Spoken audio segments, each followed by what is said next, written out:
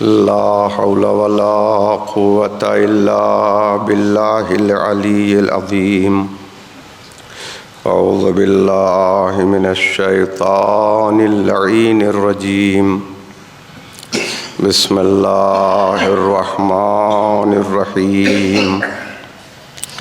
الحمد لله الذي جعل الحمد ثمنا لنعمائه ومعاذا لبلائه وسببا لزيادة إحسانه، والصلاة والسلام على سيد الأنبياء والمرسلين وخاتم النبيين ورحمة للعالمين المخاطب بطه وياسين، سيدنا ونبينا وحبيب قلوبنا وطبيب نفوسنا مولانا أبي القاسم محمد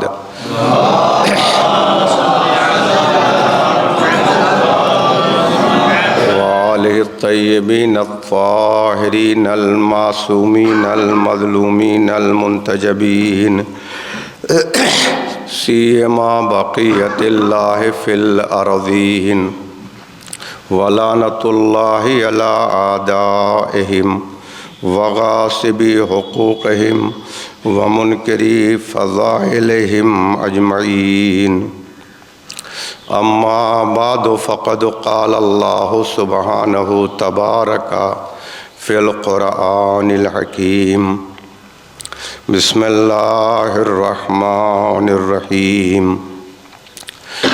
الذين ينفقون أموالهم بالليل والنهار سرا وعلانية فلهم أجرهم عند ربهم ولا خوف عليهم ولا هم يحزنون. صلوات پڑھ دیں محمد والے.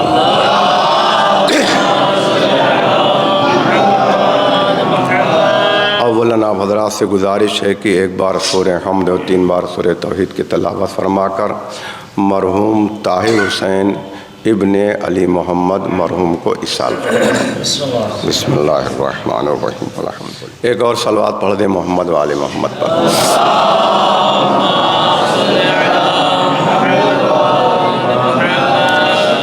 مجلس کا انعقاد ایصال ثواب کے لیے کیا گیا ہے، اور اتنی دور پر مجلس کا انعقاد خود اس بات کی علامت اور نشانی ہے کہ مرنے والے کا اور مجلس کے منعقد کرنے والے کا کچھ رشتہ بہرحال ہے. اگر کوئی رابطہ اور تعلق نہ ہوتا تو اس مجلس کو منعقد نہ کیا جاتا. اور وظیفہ بھی تھا، ذمہ داری بھی اور فرض بھی کہ اگر ہمارا اور آپ کا رشتہ اور تعلق کسی سے ہو، کسی بنیاد پر ہو، تو اسے یاد کیا جائے اور کچھ نہ کچھ اسے ایصال ثواب کیا جائے. اس لیے کہ مرنے کے بعد ذمہ داریاں ختم نہیں ہوتی ہیں بلکہ بڑھ جاتی ہیں. مرنے کے بعد کم نہیں ہوتی ہیں بلکہ بڑھ جاتی ہیں. اس لیے کہ مردہ زندوں سے زیادہ محتاج ہوتا ہے. قبر میں سونے والا زندوں سے زیادہ پریشان ہوتا ہے، اس لیے کہ وہ خود کچھ نہیں کر سکتا. اب اسے وہی کچھ ملنے والا ہے جو زندہ بھیج دیتے ہیں. اور اس کا بہترین ذریعہ مجلس ہے کہ مجلس کے بہت سے فوائد ہیں کہ جس کے ذریعے ثواب ایصال ثواب خرچ کیے جائیں. ذکر اہل بیت ہو، اس کا بھی ثواب ہے. مومنین کو جمع کیا جائے، اس کا بھی ثواب ہے. کچھ پیغام پہنچایا جائے، اس کا بھی ثواب ہے. اور ساتھ ساتھ اگر مومنین کی غذا کی شکل میں، تبرک کی شکل میں کچھ ہدیہ کیا جائے تو اس کا بھی ثواب الگ ہے. ایسا نہیں ہے کہ سب سمیٹ کر کے جتنے عمل ہیں اللہ نے اس کا ثواب الگ الگ رکھا ہے، چونکہ تمام نیکیوں کا ذریعہ مرحوم ہوتا ہے، لہذا مرحوم کو تمام نیکیوں کا ثواب اللہ عطا کرتا ہے۔ صلوات پڑھ دیں محمد وآل محمد پر۔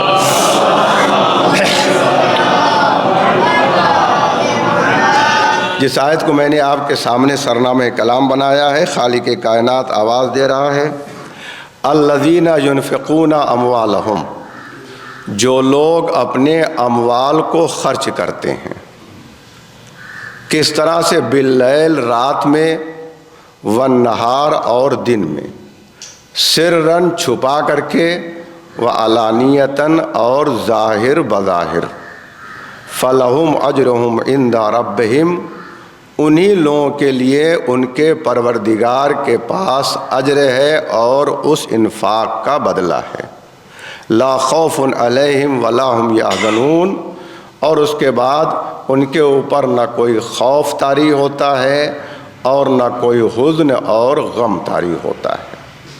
اس آیہ کریمہ میں اللہ نے انفاق کا لفظ استعمال کیا۔ بے شک وہ لوگ جو اللہ کی راہ میں اپنے اموال کو خرچ کرتے ہیں۔ انفاق ایک وسیع لفظ ہے، صرف مال کے خرچ کرنے کا نام انفاق نہیں ہے۔ انفاق کی تعریف یہ ہے کہ اللہ کی دی ہوئی تمام کی تمام نعمتوں کو اور راہ خدا میں خرچ کر دینا، اسی کا نام انفاق ہے۔ اور جتنی اللہ نے ہمیں نعمت دی ہے اسے اللہ کی راہ میں خرچ کیا جائے، صرف کیا جائے، تو اس کا نام انفاق ہے۔ اللہ نے کسی کو بہترین ذہن دیا ہے تو اس ذہن کو راہ خدا میں خرچ کرنا یہ بھی انفاق ہے۔ اللہ نے کسی انسان کو بہترین عقل دیا ہے، اس عقل کو نیک کام میں خرچ کر دینا یہ بھی اللہ کی راہ میں انفاق ہے۔ اللہ نے کسی کو قوت و جسمانی طاقت دیا ہے تو اپنی اس قوت جسمانی کو راہ خدا میں خرچ کر دینا، اس کا نام بھی انفاق ہے۔ اللہ نے ہمیں اور آپ کو اولاد دیا ہے، اولاد کو اللہ کے راستے میں لگا دینا اور یہ بھی اللہ کی راہ میں انفاق ہوتا ہے۔ اللہ نے ہمیں اور آپ کو بہترین رشتہ دار دیے ہیں، قرابت دار دیے ہیں، اور پڑوسی دیا ہے، سماج دیا ہے، معاشرہ دیا ہے۔ ان تمام چیزوں کو اللہ کی راہ میں لگا دینا، اس کا نام بھی انفاق ہے۔ جتنی چیزیں اللہ نے ہمیں دیا ہے اس کا نام انفاق ہے۔ یاد رکھیے، یہی وجہ ہے جب محمد اور آل محمد نے اپنے تمام اللہ کی دی ہوئی نعمتوں کو اور راہ خدا میں خرچ کر دیا تو کبھی آیتوں کا نزول اس انداز سے ہوتا ہے کہ ان کی زکوٰۃ قابل ذکر ہو جاتی ہے، کبھی رکوع قابل ذکر ہو جاتا ہے، کبھی سجدہ قابل ذکر ہو جاتا ہے، کبھی تلوار قابل ذکر ہو جاتی ہے، کبھی شجاعت قابل ذکر ہو جاتی ہے۔ یہ صلاحیتوں کو خرچ کرتے جاتے ہیں، اللہ آیتوں کو نازل کرتا جاتا ہے اور نازل کر کے بتا دیتا ہے تم راہ خدا میں خرچ کرو، بدلہ ہم دینے والے ہیں۔ صلوات پڑھ دیں محمد والے محمد پر۔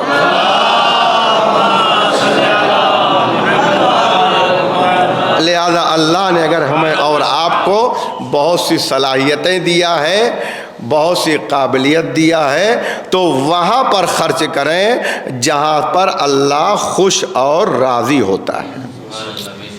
اگر انسان کو اللہ نے ذہین اور ذکاوت عطا کیا ہے تو اپنی ذہانت سے غلط فائدہ نہ اٹھائے۔ اگر اللہ نے کسی انسان کو ہوشیاری اور چالاکی عنایت کیا ہے تو یاد رکھیے اگر اپنی اس ہوشیاری سے اللہ کے بندوں کو فائدہ پہنچائے گا تو اسے ہوشیاری کہا جائے گا، اگر بندگان خدا کو نقصان پہنچائے تو اسی کا نام مکاری ہے۔ صلوات پڑھ دے محمد والے محمد پر۔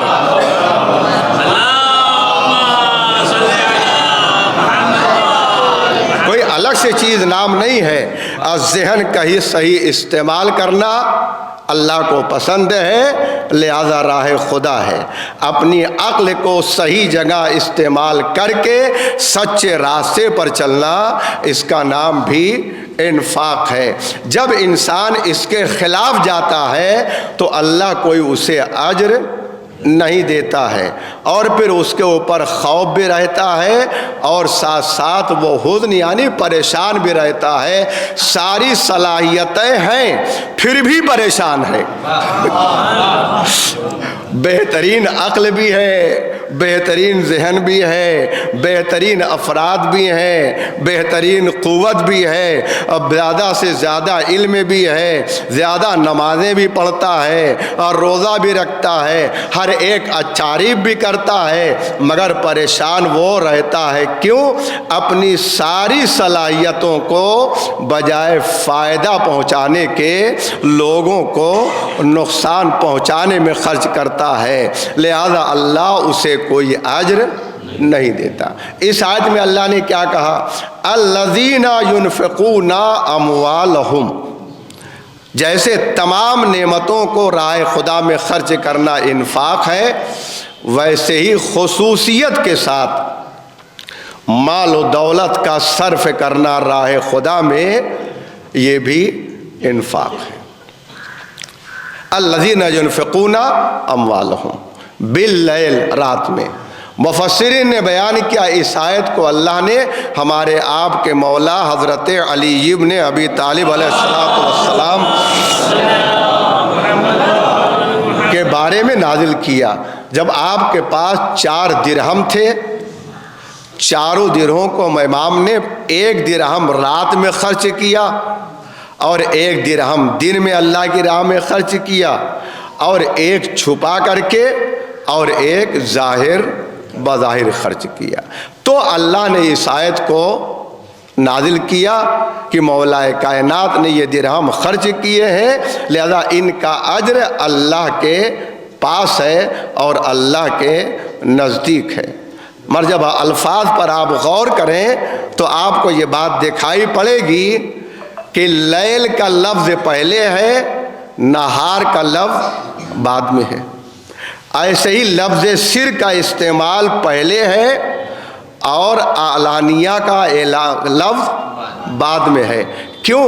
یعنی اللہ ظاہری طور پر یہ بتا رہا ہے، سمجھا رہا ہے، راہ خدا میں مال چھپا کر کے خرچ کرنا یا زیادہ اجر رکھتا ہے۔ کیوں؟ اس لیے کہ ظاہری خرچ کرنے میں دوسری باتوں کے عیب ہو جانے کا خطرہ پایا جاتا ہے۔ رات میں خرچ کیا جائے یا چھپا کر کے خرچ کیا جائے تو تمام برائیوں سے انسان محفوظ رہتا ہے، اور ساتھ ساتھ جہاں پر خرچ کیا گیا ہے اس کی عزت بھی محفوظ رہتی ہے۔ جسے دیا گیا ہے اس کی عزت بھی محفوظ رہتی ہے، لہذا مال خرچ کیا جائے تو زیادہ تر چھپا کر کے خرچ کیا جائے۔ اب آپ یہ دیکھیں اللہ نے جو ہمیں اور آپ کو دنیا میں مال دیا ہے، چاہے کم ہو چاہے زیادہ ہو، ہم اسے خرچ کہا کرتے ہیں۔ مسئلہ یہ ہے، اب 2 چیزیں ہیں جہاں انسان اپنا پیسہ، اپنی دولت، اپنا روپیہ خرچ کرتا ہے۔ پہلی جگہ یا حلال میں خرچ کرتا ہے اور یا تو حرام میں خرچ کرتا ہے۔ یہی 2 چیزیں ہیں، یا حلال میں یا حرام میں خرچ کرے گا۔ مولا نے آواز دیا فی حلالہا حساب و فی حرامہا عقاب۔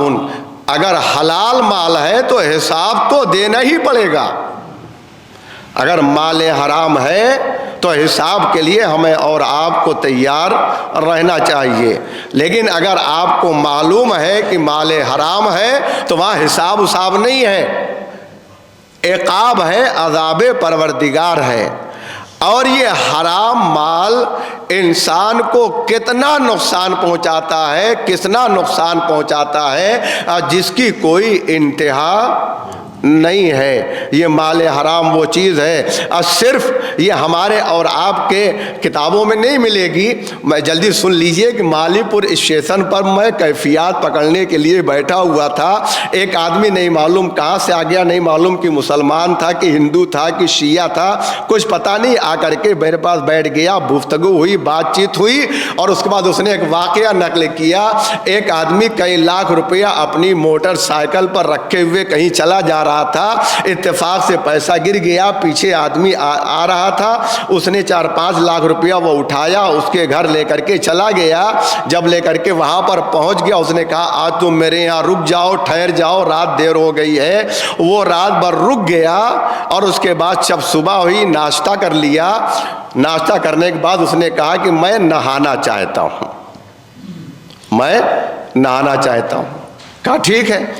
اس کی بیوی حمام میں نہا رہی تھی، وہ نہا کے نکلی، اور اس کے بعد یہ مسافر جو کئی لاکھ روپیہ لا کر کے پہنچا کر کے گیا ہے، نہانے کے لیے وہ گیا حمام میں، جب واپس نکلا اس کی بیوی پھر حمام میں داخل ہوئی، اس نے وہاں پر ہار چھوڑ دیا تھا، اور اس کے بعد وہ ہار غائب، ہار وہ غائب۔ اب آپ یہ بتائیں کیسے وہ آدمی یقین کرے کہ اسی آدمی نے ہار چرایا ہے، جو اتنا پیسہ لا کر کے دے گیا۔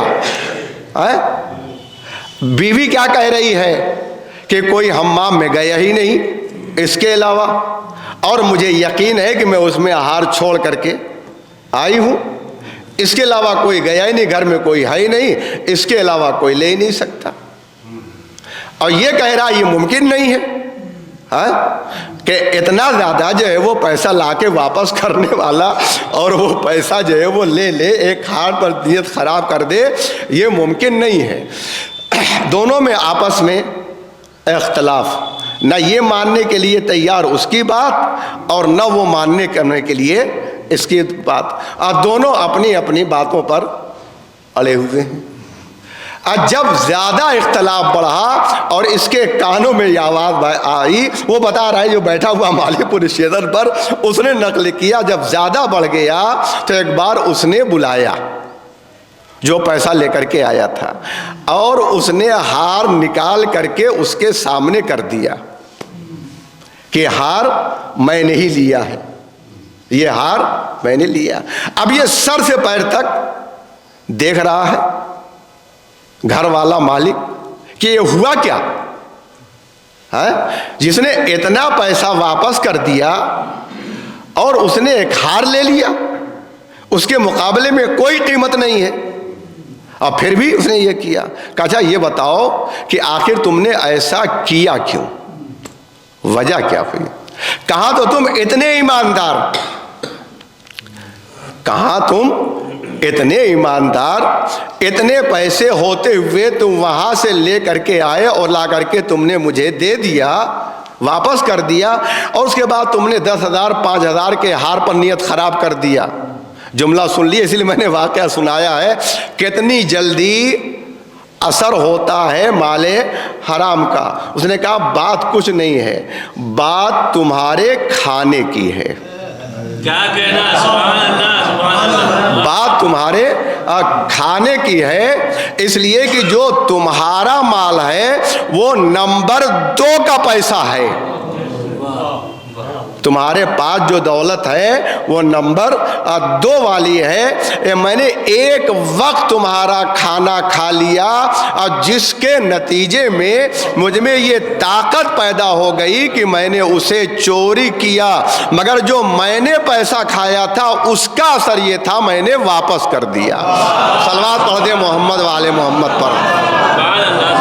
اللہ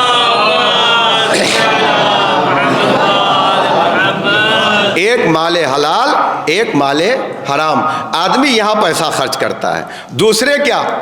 یا تو فائدے کے لیے، فائدے میں خرچ کرتا ہے کہ اسے کچھ فائدہ حاصل ہوتا ہے، اور یا تو آدمی پیسہ نقصان میں خرچ کرتا ہے، جانتا ہے، سمجھتا ہے کہ یہاں پیسہ خرچ کرنے سے نقصان ہوگا، کوئی دنیاوی فائدہ نہیں ہوگا، مگر پھر بھی آدمی خرچ کرتا ہے. دوسری جگہ، تیسری جگہ سن لیجیے غور سے، کہاں آدمی پیسہ خرچ کرتا ہے؟ مزے کے لیے پیسہ خرچ کرتا ہے. نہ فائدہ، نہ نقصان، نہ حلال، نہ حرام، اور کچھ نہیں، نہ عذاب نہ عقاب. کچھ تھوڑا سا مزہ ملتا ہے آدمی کو، لطف ملتا ہے. کبھی انسان بڑائی کے لیے، کبھی انسان تسکین قلب کے لیے، کبھی انسان اپنا مام پیدا کرنے کے لیے، کبھی انسان دکھانے کے لیے، نہ معلوم کتنی چیزیں ہیں. یہ تھوڑی دیر اسے مزہ آتا ہے، اور پھر وہ مٹ جانے والے مزے کے لیے آدمی پیسہ خرچہ کرتا ہے. یہ تین مقام ہے پیسہ خرچہ کرنے کے. ہمیں سمجھ کر کے پیسہ خرچ کرنا ہے کہ ہم پیسہ خرچہ کہاں کریں. مگر افسوس یہ ہے کہ ہماری گاڑھی کمائی کے اکثر پیسے، ہماری گاڑھی کمائی کے اکثر پیسے کہاں خرچ ہوتے ہیں؟ مزے میں خرچ کیے جاتے ہیں، تسکین قلب کے لیے خرچ کرتے ہیں، اپنی خواہشات کی بنیاد پر خرچ کرتے ہیں، ثواب کی بنیاد پر نہیں، اجر الہی کی بنا پر نہیں، دنیاوی فائدے اور نقصان کے لیے نہیں. میرے پاس وقت نہیں کہ میں وضاحت کروں، آپ خود جا کر کے اپنے معاشرے اور سماج میں دیکھ لیجئے جو آپ کی گاڑھی کمائی ہے. اب یہ بھی وضاحت کر دوں، گاڑھی کمائی کہتے کسے ہیں؟ گاڑھی کمائی میں کیوں لفظ بار بار استعمال کر رہا ہوں؟ گاڑھی کمائی کیسے معلوم ہو؟ جو ہمارے بھائی جوان نوجوان باہر رہتے ہیں، باہر کماتے ہیں، وہ آپ جانتے ہیں کتنی مصیبت ہوتی ہے. صرف یہ دو جملہ کہوں گا، سمجھنا آپ کی ذمہ داری ہے. یہ اتنی گاڑھی کمائی ہے کہ اگر وہاں پر رہنے والا بیمار پڑا ہوا ہے، بستر پر جاگ رہا ہے، ہوش و حواس میں ہے، اس کے پاس اٹھنے کی طاقت کم ہے، نہیں ہے نہیں، اٹھنے کی طاقت کم ہے، ہمت نہیں پڑتی کہ وہ اٹھے، اتنا زیادہ وہ بیمار ہے. لیکن اگر دوا کھانے کے لیے پانی کی ضرورت پڑ جائے تو اسے کوئی ایک گلاس پانی دینے والا وہاں پر نہیں ہوتا ہے، اسے مجبوراً اٹھنا ہی ہے. سارے لوگ ڈیوٹی پر ہیں، نہ بھائی ہیں، نہ بہن ہیں، نہ ماں ہیں، نہ باپ ہیں، نہ رشتہ دار ہیں، نہ قرابت دار ہیں، نہ اولاد ہے، نہ چھوٹا نہ کوئی بڑا، وہاں پر کوئی نہیں ہوتا. اگر اسے دوا کھانے کے لیے پانی پی چاہیے تو اسے اٹھ کر کے پانی تک جانا پڑے گا، تب جا کر کے اسے پانی نصیب ہوگا. اتنی مصیبت کے بعد وہ جو پیسہ کماتا ہے، اس لیے میں کہہ رہا ہوں کہ گاڑھی کمائی، اسی لیے میں کہہ رہا ہوں گاڑھی کمائی. ایسی گاڑھی کمائی ہمارا معاشرہ، ہمارا سماج، میرے پاس وقت نہیں کہ میں اور وضاحت کرتا، ماں باپ بھائی بہن بیوی بچے چھوٹے بڑے ایسی گاڑھی کمائی کو صرف مزہ لینے کے لیے خرچ کرتے ہیں. نہ دنیا میں کوئی فائدہ ہوتا ہے، نہ کوئی نقصان ہوتا ہے. مال خرچ کرتے ہیں، نہ ثواب ہوتا ہے اور نہ عقاب ہوتا ہے. مگر یہ جملہ آخری سن لیجئے، جب انسان مزہ لینے کے لیے، لطف اندوز ہونے کے لیے، تسکین قلب کے لیے، اپنی خواہش کو پورا کرنے کے لیے، اپنی تمناؤں اور آرزوؤں کو مکمل کرنے کے لیے پیسہ خرچ کرتا ہے تو ثواب تو نہیں ملتا ہے، مگر عذاب پروردگار سے قریب ہو جاتا ہے. صلوات پڑھ دے محمد والے محمد پر.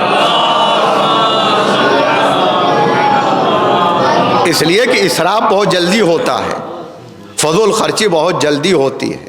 لہذا وہاں پر خطرہ ہوتا ہے کب انسان اسراف کر دے اور پیسہ حرام میں خرچہ ہو جائے اور اس کے بعد جو ہے عذاب پروردگار کا مستحق ہو جائے۔ لہذا ہمیں اپنے کو اس سے بچانا ہے۔ اللہ نے مال خرچ کرنے کے لیے کہا ہے، مگر وہاں خرچ کیجئے جہاں پر اگر ثواب نہ مل سکے تو ہمارے اوپر اللہ کا عذاب بھی نہ ہو، ہم عذاب پروردگار کے مستحق بھی نہ بننے پائیں۔ اس لیے کہ جب انسان مال خرچ کرتا ہے تو انسان کچھ دیکھتا نہیں ہے، آنکھ بند کر کے مال کو خرچ کیے جاتا ہے، جس کا نہ کوئی دنیاوی فائدہ ہوتا ہے نہ آخرت میں اس کا کوئی ثواب ہوتا ہے، صرف تسکین قلب انسان کے لیے ہو جاتی ہے۔ مال کہاں خرچ کیا جائے؟ اور جب اللہ کی راہ میں مال خرچ کیا جاتا ہے تو اللہ اس کا بہترین اجر دیتا ہے اور انسان کو اس کا ثواب بھی ملتا ہے۔ اور کتنا اللہ اجر دیتا ہے؟ ایک صلوات پڑھ دے محمد والے محمد پر۔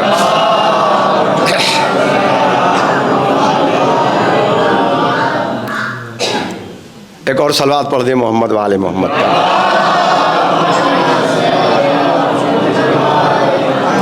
اللہ اسے بہترین اجر دیتا ہے، اور کتنا اس نے اجر دینے کا وعدہ کیا ہے؟ اللہ نے اس کا اجر دینے کا وعدہ جو قرآن میں کہا وہ کیا کہا ہے؟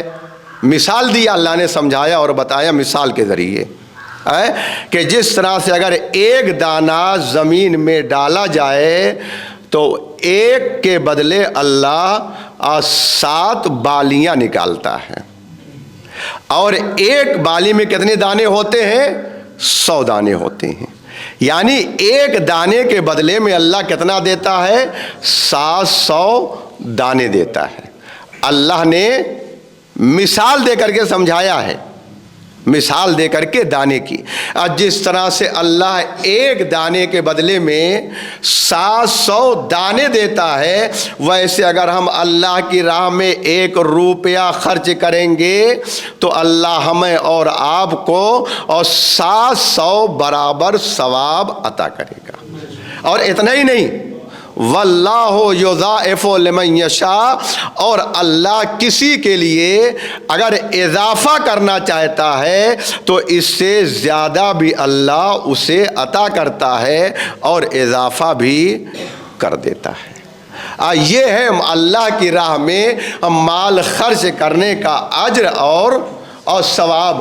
دنیا میں آپ کوئی بھی بزنس کریں گے، کوئی بھی تجارت کریں گے، کچھ بھی آپ کر ڈالیں گے، مگر ایک کے بدلے آپ کو 700 ملنے والا نہیں ہے۔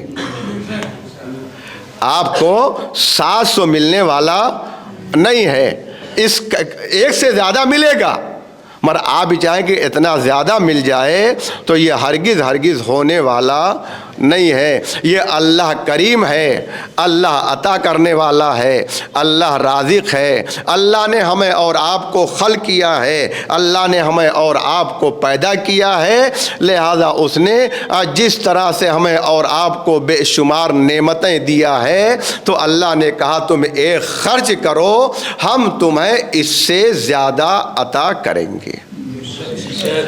تو اللہ نے قرآن مجید میں جو بیان کیا ہے کہ کہاں خرچ کیا جائے، کیسے خرچ کیا جائے، کس جگہ پر خرچ کیا جائے، یہ تو اللہ نے بیان کیا ہے، یہ تو اللہ نے بیان کیا ہے، مگر اللہ نے یہ کہیں نہیں بیان کیا ہے کہ کتنا خرچ کیا جائے۔ کسی معصوم نے نہیں بتایا اگر مسجد بن رہی ہو تو اتنا چندہ دو، یہ نہیں تذکرہ ہے۔ امام باڑے کی تعمیر ہو رہی ہو تو اتنا ہدیہ دو، اور فلاں اگر کوئی مانگنے آ جائے اسے اتنا دو، یہ کسی معصوم نے نہ تو قرآن نے بیان کیا نہ تو حدیث نے بیان کیا۔ تعداد معین نہیں ہے، نہ کم کی اور نہ ہی زیادہ کی، تعداد معین نہیں ہے، مگر ہمارا مزاج یہ ہے کہ ہم دیکھتے یہ ہیں کہ کس نے کتنا زیادہ دیا، یہ ہمارا مزاج ہے نا، کس نے کتنا زیادہ دیا۔ اگر زیادہ دیا ہے تو ہماری نگاہ میں وہ بڑا ہو جاتا ہے، बाज़मत हो जाता है, हम उसे अच्छी निगाह से देखते हैं, उसे लक़ब सखी से भी नवाज देते हैं कि बहुत सखी इंसान है, इसने बहुत दिया। मगर अल्लाह के यहाँ मेयार और है, हमारा मेयार और है। हम कमियत देखते हैं कि किसने कितना दिया, हम कमियत देखते हैं कि किसने कितना दिया, मगर अल्लाह कमियत नहीं देखता है, बल्कि अल्लाह कैफियत देखता है। अल्लाह कैफियत देखता है कि इसने किस हालत में दिया है। यही वजह है हम ये देखते हैं कि देने वाले ने कितना ज़्यादा दिया है, और अल्लाह देखता है अब मैंने कितना दिया था उसमें से इसने कितना दिया है। सलवात पढ़ दे मोहम्मद वाले मोहम्मद पर।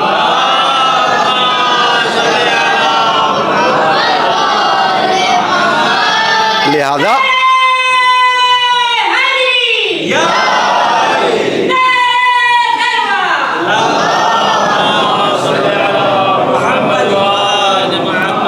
लिहाजा हम खर्च करें किस लिहाज से, कैफियत अगर लिल्लाहियत है, खुलूस है, सच्चाई है, और दुनियावी अगराज़ो मकासिद हमारे दिलों के अंदर नहीं है, तो एक रुपया भी अल्लाह की निगाह में करोड़ों के बराबर है।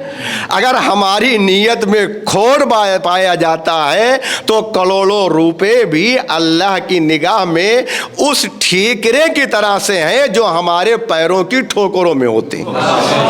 एक और सलवात पढ़ दे मोहम्मद वाले मोहम्मद पर।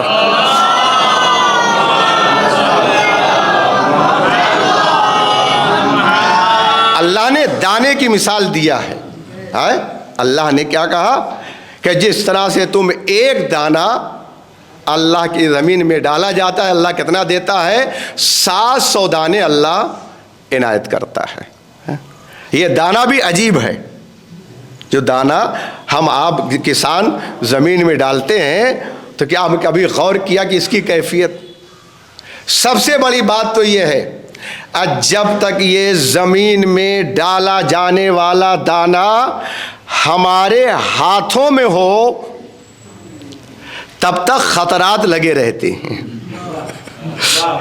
कभी सड़ने का खतरा है, कभी गलने का खतरा है, कभी ख़राब हो जाने का खतरा है, कभी बर्बाद हो जाने का खतरा है, कभी चोरी हो जाने का खतरा है। यानी उसके हमें और आपको हिफाजत करना पड़ती है ताकि ये ख़त्म न होने पाए। है कितनी भी आप हिफाजत करें, मगर फिर भी ये ख़तरा लगा रहता है कि कहीं ये दाना ख़राब न हो जाए। और जैसे ही आपने खुदा पर एतमाद करके इस एक दाने को अपने अख्तियार से निकाल कर और खुदा के अख्तियार में दे दिया, अब ख़तरा नहीं बल्कि उम्मीद पैदा हो जाती है। सलवात पढ़ दे मोहम्मद वाले मोहम्मद पर।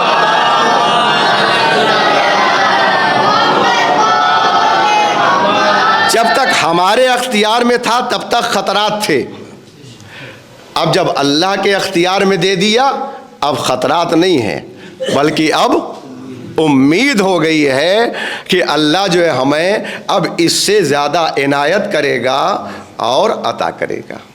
मगर ऐसे ही किसान नहीं डालता ज़मीन में, उसके लिए जतन करता है। उसको ज़मीन को इस लायक बनाने के लिए कि इसमें बीज डाला जाए, वैसे नहीं होता। जब तक उस ज़मीन में लोहा न चलाए तब तक वो ज़मीन इस लायक होती नहीं है कि उससे दाना पैदा हो सके। है अब उसके बाद उसने ज़मीन में दाना डाल दिया। अब कभी कभी एक दो दिन के बाद आता रहता है, ज़रा देखें तो सही कि आखिर वो हो क्या रहा है।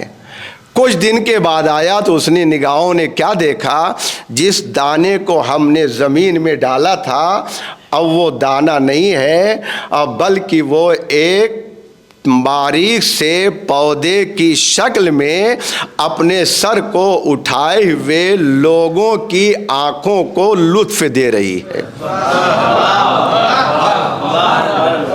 اور ہر آدمی اسے دیکھنا پسند کر رہا ہے۔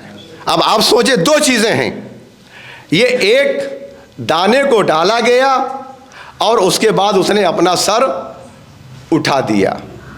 یہ کیا چیز تھی کہ جس نے اس دانے کو پودے کی شکل عطا کر دیا؟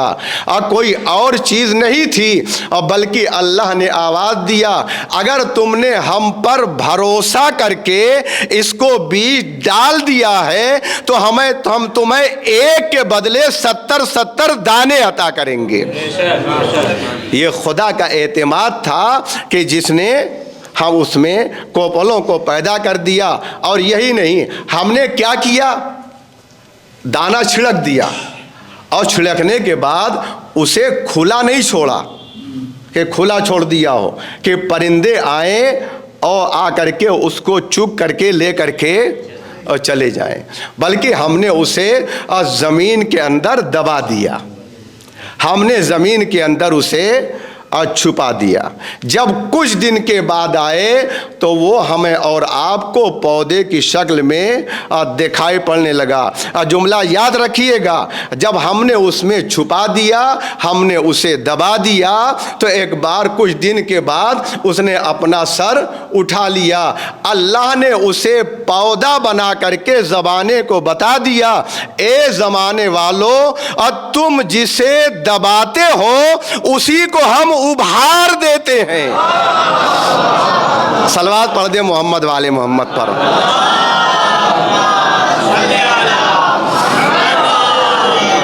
ہم اسی کو ابھار دیتے ہیں۔ باقی اب سمجھنا آپ کی ذمہ داری ہے، میرے پاس وقت نہیں ورنہ میں وضاحت کر دیتا، مگر اتنا ایک جملہ سن لیجئے، کبھی کسی کو دبانے کی کوشش نہ کیجئے۔ اللہ بتا رہا ہے، روزانہ ہمیں سمجھا رہا ہے، تم جسے دباؤ گے اسے اٹھا دینا، اسے سر بلند کر دینا، اسے بلند کر دینا، یہ ہماری ذمہ داری ہے۔ اسی لیے ہم نے آواز دیا، ان رفعتنی فمن ذا الذی یضعنی وان وضعتنی فمن ذا الذی یرفعنی۔ اے پروردگار، مولا امام حسین آواز دیتے، اے پروردگار، جسے تو نے بلند کیا ہے کون ہے جو اسے گرا دے؟ وَإِن وَضَعْتَنِي، اگر تو نے کسی کو پس کر دیا، اگر تو نے کسی کو گرا دیا تو کون ہے جو اسے اٹھا دے؟ سب کچھ اللہ کے اختیار میں ہے، ہمارے اختیار میں نہیں ہے۔ ہم نے دانہ ڈالا، زمین کو لائے کے کاش بنایا، اب پھر بھی دانے میں اتنی طاقت نہیں ہے، دانے میں اتنی قوت نہیں ہے کہ وہ اپنا سر اٹھا سکے۔ وہ بھی اتنا باریک پودا، نسیم سحری بھی چل جائے تو وہ کبھی ادھر جھک جاتا ہے اور کبھی ادھر جھک جاتا ہے۔ آخر اس دانے میں اتنی طاقت آئی کہاں کہ اس نے زمین کا سیرا چاک کر کے اپنے سر کو اٹھا لیا۔ اللہ نے بتایا اور سمجھایا، یاد رکھو تمہارے دانے میں طاقت نہیں ہے بلکہ ہماری عطا میں طاقت پائی جاتی ہے۔ جو کمزور تھا ہم نے اسے اتنا طاقتور بنا دیا کہ اس نے زمین کا سینہ چاک کر کے اپنے سر کو اٹھا لیا۔ اللہ نے بتا دیا، یاد رکھو اگر ہم کسی کمزور کو طاقت دینا چاہتے ہیں تو وہ اتنا طاقتور ہو جاتا ہے کہ باب خیبر 2 انگلیوں پر آ جاتا ہے اور آواز دیتا ہے، ما قلا تو بابا خیبرا۔ صلوات پڑھ دے محمد والے محمد پر۔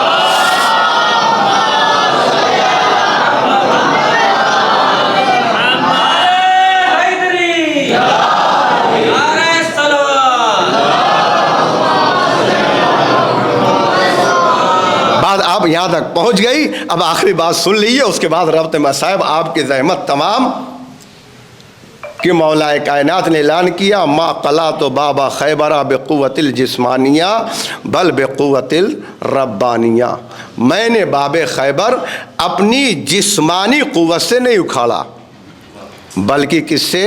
بقوت الربانیہ، اس قوت سے میں نے باب خیبر کو اکھاڑا اور جو قوت اللہ نے مجھے عنایت کیا ہے اور قوت الہی تھی جس کے ذریعے سے میں نے اٹھایا۔ مگر اللہ قوت سب کو نہیں دیتا، یاد رکھیے، الہی قوت الہی طاقت سب کو نصیب نہیں ہوتی، یہ اللہ کی مرضی ہے کہ یہ قوت کسے دے اور کسے نہ دے۔ ہم آپ جانتے ہیں کہ پیغمبر اسلام نے غدیر خم میں مولا کائنات کو اپنے ہاتھوں پر اٹھا کر کے کیا اعلان کیا؟ من کن تو مولا ہو فہذا علی مولا، جس جس کا میں مولا ہوں اس کے یہ علی بھی مولا ہے۔ اس حدیث میں 2 مرتبہ مولا پیغمبر اسلام نے ایک بار کہا اپنے لیے من کن تو مولا، میں جس جس کا مولا، دوبارہ کہا فہذا علی مولا، اس کے علی بھی مولا، یعنی اب 2 مولا، ایک رسول اللہ اور ایک مولا کائنات۔ آیا صرف یہی 2 مولا ہیں یا اس کے علاوہ بھی کوئی ہے؟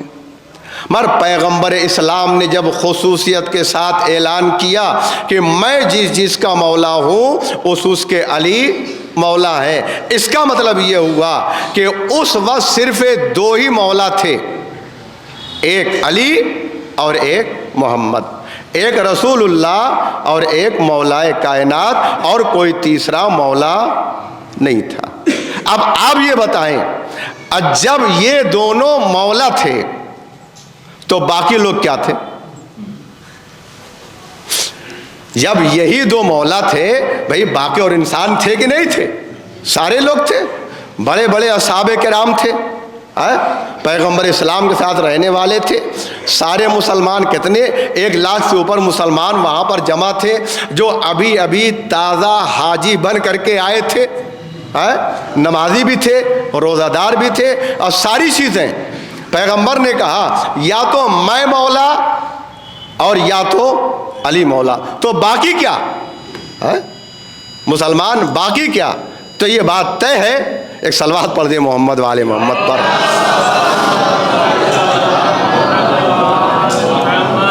اگر یہ دونوں مولا ہے تو باقی کیا ہوں گے؟ ہر شے کو پہچانا جاتا ہے اس کی ضد سے، اور جہاں مولا کہا گیا وہیں پر غلام کا تصور ذہن میں بہرحال آئے گا، وہیں پر غلام کا تصور انسان کے ذہن میں بہرحال آنے والا ہے۔ جب پیغمبر نے واضح کر دیا یا میں مولا ہوں یا علی مولا ہے، یہ جملہ بتا رہا ہے کائنات میں ان کے علاوہ جتنے لوگ بھی ہیں کوئی مولا نہیں ہو سکتا، بلکہ وہ غلام ہی رہے گا، بلکہ وہ غلام ہی رہے گا، اور کوئی مولا نہیں بن سکتا۔ اسی لیے تو کہنے والے نے یہ کہا تھا جب مولا حسین نے آواز دیا اے غلام زادے، اے غلام زادے، لوگ انہیں اپنا مولا مان رہے تھے، آقا مان رہے تھے، آپ جانتے ہی سنتے رہتے ہیں، مگر مولا حسین نے کہا اے غلام زادے، تو واپس تو باپ کے پاس گئے، تیوریوں پر بل تھا بہت زیادہ کہ مجھے غلام زادے کہہ دیا، اور میں اپنے جو ہے وہ جس کا باپ بیٹا ہوں وہ تمام لوگ اسے مسلمان کے ساتھ ساتھ خلیفۃ المسلمین مان رہے ہیں، مجھے غلام زادہ کہہ رہے ہیں۔ تو اس وقت جب باپ کے پاس پہنچے تو باپ نے کیا کہا؟ جاؤ یہی بات لکھوا کر کے لے کر کے آؤ، جاؤ اسے لکھوا کر کے لے کر کے آؤ۔ انہوں نے یہ کہہ کر کے بتا دیا، یاد رکھو اگر نجات چاہیے تو اہل بیت کی غلامی کرنا پڑے گی، اب بغیر غلامی اہل بیت کے نجات ناممکن ہے۔ صلوات پڑھ دے محمد والے محمد پر۔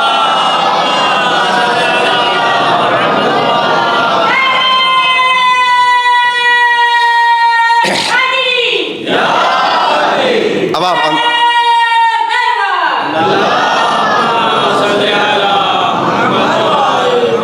اب وہاں سے دو نسلیں چلی، دو نسلیں چلی۔ جس طرح سے آج زمانے میں سادات کی نسل میں سید ہی کہا جائے گا، ہو چاہے جیسا، ہو چاہے جیسا، فاسق ہو، فاجر ہو، عالم ہو، جاہل ہو، متقی ہو، شیعہ ہو، سنی ہو، مگر وہ کیا کہا جائے گا؟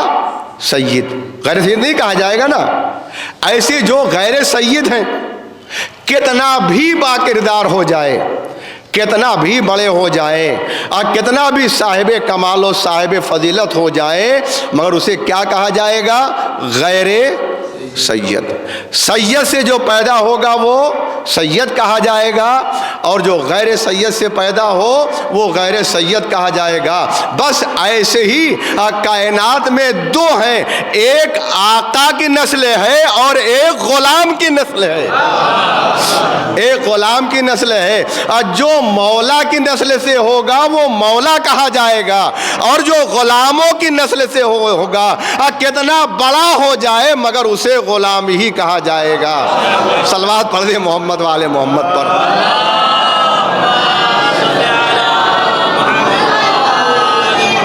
ربط مصائب آپ کی زحمت تمام، دو نسلیں، ایک غلاموں کی اور ایک آقاؤں کی، مگر اس ذات کا کیا کہنا جو نسل میں تھا آقاؤں کی، جس کی نسل مولا کی نسل تھی، مگر جب تک زندہ رہا تب تک اپنے کو غلام ہی کہتا رہا، پوری زندگی اپنے کو غلام کہا۔ وہ کون؟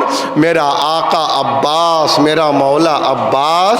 اب پوری زندگی چاہے مولا حسن ہو چاہے مولا حسین ہو، ہمیشہ اپنے کو غلام ہی کہا ہے، اور مولا حسن و حسین کو آقا ہی اور مولا ہی کہا ہے۔ کیوں؟ اس لیے کہ جب ماں نے گھر میں قدم رکھا تھا تو آواز دیا تھا، اے میرے شہزادو، اے میرے شہزادو، میں تمہارے گھر میں ماں بن کر کے نہیں آئی ہوں، بلکہ میں تمہارے گھر میں تمہاری کنیز بن کر کے آئی ہوں۔ جب ماں کا یہ انداز تھا تو میرے آقا عباس نے پوری زندگی ہمیشہ اپنے کو غلام سمجھا اور غلام کہا، مولا حسین کو اپنا آقا کہا۔ شاید یہی راز تھا، شاید یہی راز تھا، جب پیدا ہوئے اپنے بابا کی آغوش میں آئے مگر آنکھوں کو نہیں کھولا، اپنے بڑے بھائی کی آغوش میں آئے مگر آنکھوں کو نہیں کھولا، مگر جیسے ہی مولا حسین کی آغوش میں آئے اور خوشبو محسوس کیا، اپنے آنکھوں کو کھول دیا، سلام کیا، تاکہ پہلی مرتبہ میری نگاہ اپنے آقا حسین پر پڑے۔ یہی نہیں، پوری زندگی غلامی کا انداز یہ تھا۔ جب 4 سال کی عمر تھی، مولا حسین بھی ہیں، مولا حسن بھی ہیں، مولا علی بھی ہیں، مجمع بھرا ہوا ہے۔ مولا حسین نے اپنے غلام سے کہا، مجھے پیاس لگی ہے، میرے لیے پانی لا دو۔ اور جیسے ہی مولا حسین نے اپنے غلام سے کہا، ابھی غلام اٹھنا چاہ رہا تھا، اور 4 سال کے سن میں مولا عباس نے آواز دیا، غلام تم بیٹھ جاؤ، میں پانی لے کر کے آتا ہوں۔ اور تاریخ گواہ ہے، مولا عباس گئے، ایک بڑے سے برتن میں پانی لے کر کے آ رہے ہیں، مگر اس پانی کو اپنے سر پر رکھے ہوئے ہیں۔ پانی چھلکتا ہے، کبھی بازوؤں پر آتا ہے، کبھی پشت پر جاتا ہے، کبھی سینے پر آتا ہے، اس انداز سے لے کر کے آ رہے ہیں جس میں پانی سے تر ہو گیا۔ اور ایک بار مجمع نے دیکھا اور خوشی کی لہر دوڑ گئی، اللہ اللہ یہ بھائی کا انداز ہے۔ مگر جیسے ہی مولا علی نے دیکھا میرا لال، آنکھوں میں آنسو آ گئے، آنکھوں میں آنسو آ گئے۔ کسی نے پوچھا مولا یہ تو خوشی کا موقع ہے، آپ کیوں رو رہے ہیں؟ جواب دیا جو میں دیکھ رہا ہوں وہ تم نہیں دیکھ رہے ہو، میں دیکھ رہا ہوں ایک دن آئے گا جیسے آج میرا لال اب تمام پانی سے تر ہے، کربلا کے میدان میں اپنے خون سے تر ہوگا۔ اور کربلا کے میدان میں 10ویں محرم کو وہ دن آ گیا جب حسین بھائی عباس کے سر پر گرز لگا اور پورا آپ کا جسم خون سے تر بتر ہو گیا۔ اور وہ وقت بھی آیا عباس اس دنیا سے رخصت ہو گئے۔ عزاداروں روایت سن لو، آپ کی زحمت تمام ہے، جزاکم اللہ خیر الجزا۔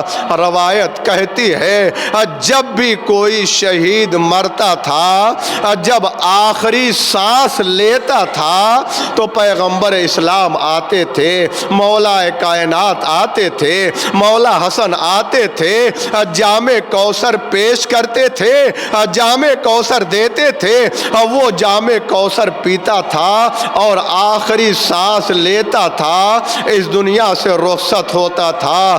عزاداروں تمام شہداء نے آخری سانس اس وقت لیا جب جام کوثر پیا اور سیراب ہو گئے۔ جب میرے مولا عباس کا آخری وقت آیا اور پیغمبر اسلام آئے، عباس جام کوثر نوش کر لو، نہیں میں سیراب نہیں ہوں گا۔ مولا کائنات آگے بڑھے، عباس سیراب ہو جاؤ، نہیں بابا میں سیراب نہیں ہوں گا۔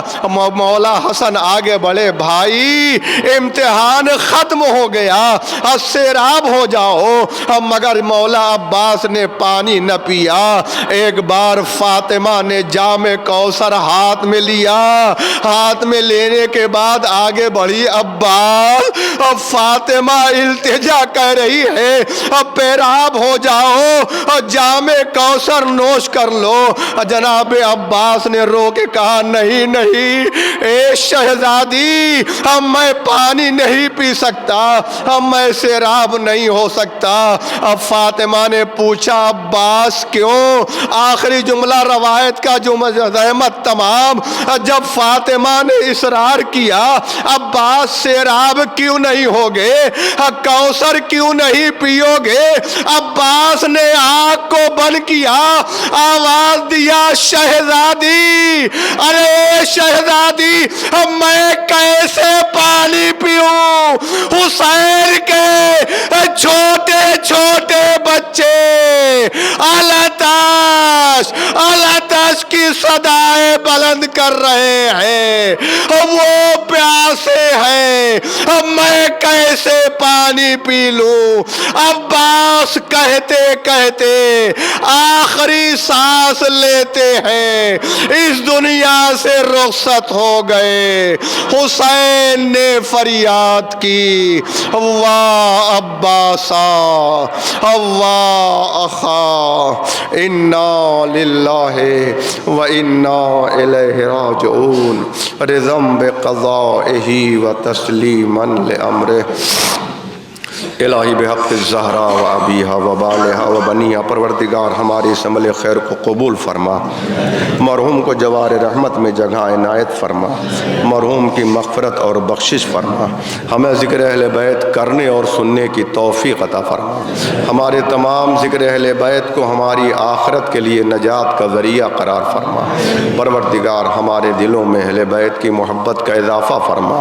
پروردگار اہل بیت کی آخری فرد امام زمان زمانہ کا ظہور فرما، ہمیں ان کے آوان و انصار میں شمار فرما۔ پھر آپ حضرات سے گزارش ہے کہ ایک بار سورہ ہم 3 بار سورہ توحید تلاوت فرما کر مرحوم طاہر حسین ابن علی محمد بدر کو ایصال فرمائیں۔